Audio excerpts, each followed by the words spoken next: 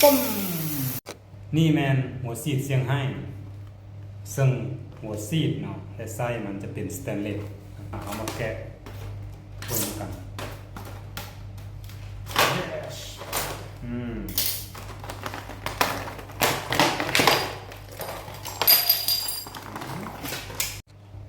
ตัวยาวๆนี่จะเป็นตัวต่อกับหัวซีดเนาะตัวนี้จะเป็นตัวต่อกับข้อต่อกองน้ำมาต่อนำกัน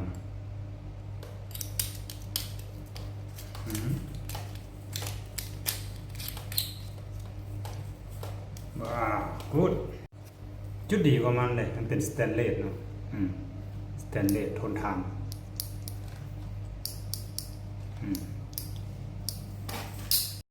ต่อกับกองน้ำแบบนี้มาลองเมื่อเหมือนตู้